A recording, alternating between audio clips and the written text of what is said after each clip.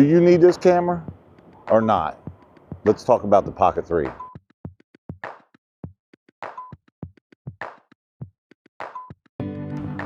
right, well, welcome back. And today's video is going to be about whether you actually need this camera, the Pocket 3, or not. All right, well, we're back on the Pocket 3, and we are using normal color profiles with the K&F Black Pro Mist filter. I think it's a 1/4 power. And on this too, I am using the smart gimbal mode, and I have it kind of up in the corner. I don't know if I like that look or not. We'll see. We'll see how it goes. I may switch it back. And what's nice about this is you can change that on the fly. All right, well, the other day I was watching a video, and to be honest with you, I'm not gonna bring up the creator's name. And really, I think he was doing it more tongue-in-cheek than he actually was doing it to put a DJI product down. He did this video of being the most honest review of the DJI Pocket 3. As an owner of the Pocket 3, I decided, hey, I'm gonna watch this video. I'm gonna see what this is all about and see what he has to say, because I believe on his thumbnail it says, do not buy one. And I really think that was a play on words for him, and we'll get to that in a minute. So yeah, I watched the whole video, and I want to say the first 8 minutes of that video, he went over all the great things about this camera, and there's a lot of them, and it is just a fantastic camera, and it's really kind of a perfect vlogging camera. I mean, he talked about, you know, the image quality, the gimbal, battery life, all those things that he really liked about this camera. And then he actually said that he had probably the most experience with this camera since it's been out. And he showed a montage of different stuff. And I will say, he definitely has used this camera a lot more than I have. Probably didn't need this overshirt. I really didn't need it. It is super nice out today. It's beautiful out.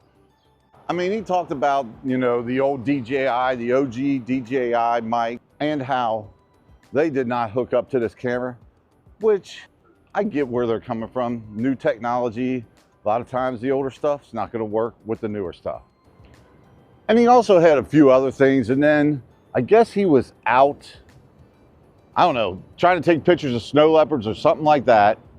And while he was out there, he flipped this camera on, and it just did not come on. It just had a blank screen. He tried it twice, it did not work. And then he had a friend of his that had a Pocket 2. They brought that out and that worked. And at the end, he's like, it's not reliable. And that's why he said, don't buy one, buy two. Well, not all of us can afford two of these cameras. I mean, if you're buying the Creator Combo, that's well over $1,300 just for that. I bought the base model, and that was $519. Plus I got the mic. So, you know, that's kind of like, yeah, that's almost, that's over $600 plus the DJI refresh. And that's another $55 on top of that. No, I can't buy two of them. Well, he really got me thinking about this. Now, what he was listing was more about the camera itself, about its abilities, what it can do, what it can't do, and also its reliability. But I thought, well, really, that's not why you would buy or not buy a camera. Every camera that I've owned, they all have their issues. Some overheat, some freeze up, some just don't do what you want them to do. That's just part of the deal of having these type of cameras and the technology that goes into them. So now my thought is, why not talk about the real reasons why you would want this camera or not want this camera? And there's many, but I'm just going to go over a few right now. So the first thing is the obvious one. If you are wanting this camera to record unbelievable action and snowboarding down the slopes, or even riding a bike for that matter, this is probably not the camera that you're going to want to use. it's not an action camera. And I've seen people actually go ahead and try to compare this to action cameras, but these are two different cameras. This is a totally different camera than an action camera. And the next thing, if you're planning to be out in the weather, if it's raining out, snowing out, that kind of stuff, you're really not going to want this camera. It's not what it's made to do. It's not weatherproof. It's really not something that you should be using in the rain or in the snow or in any type of wet condition. And it also has a limit on how cold you can go and how hot you can go. So those are also things to consider when you're looking at buying a camera. Are you going to be in those extreme conditions? And will the camera that you're going to buy work in those conditions? All right, now the next thing would be, are you looking for a 3D pop? Something you're going to get probably more out of like an A7S III or even like a ZVE1, even a ZVE10, or even a Nikon Z30. Those are a little bit different cameras. You do get some background separation. It's not bad. It's actually pretty good for this type of camera. Does it give you 3D pop? You know, maybe. But if you're looking for something like that, you need to definitely get a different type of camera. All right, so the next thing that you're looking for is a studio camera. This camera is probably not the camera that you're going to want.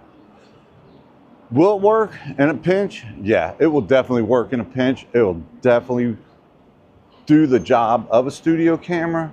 But is it a studio camera? No, it's really not. We're going to go back this way because it's way too loud down there. All right, so let's flip over to reasons why you would want this camera. And that first reason is a walking and vlogging camera. This thing is amazing. I got to admit, it is just perfect for this. I can walk around town here and most people don't even know I have a camera in my hand, or if they do, they're really not looking at it. And it actually works really well. The smart gimbal mode is amazing. It actually takes you and puts you in frame and keeps you in frame. Although, you know, I'm still learning not to look at the screen because I need to start trusting this camera more. But overall, it keeps you in frame, lets you look at the camera lens instead of looking at the screen. And then the next thing probably would be the portability of this camera.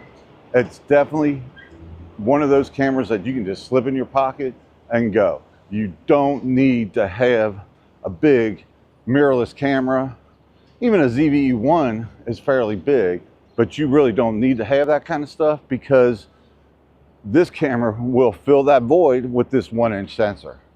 Now, I've been using this camera for probably a month, maybe a little longer. And like I've said over and over again, it's fantastic. I am loving using it, and I am having a lot of fun using it.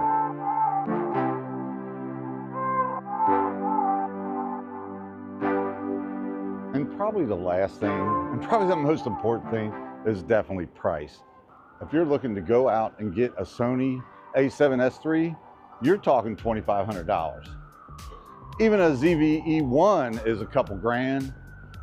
Even a ZV1, I mean, that's probably $600-700, so more in line with something like this, but definitely not as versatile, I think, as this is. And the stabilization is definitely not as good as what this is. One other thing, if you're looking for a B-roll camera, this thing is a B-roll beast. Definitely, if you need a B-roll camera, this is the camera that you should buy. I guess the main thing is buy the camera that's going to work for what you need it to do. All right, well, I think that's all I got. So, you know, as always, be safe out there. Take care. We'll catch you next time.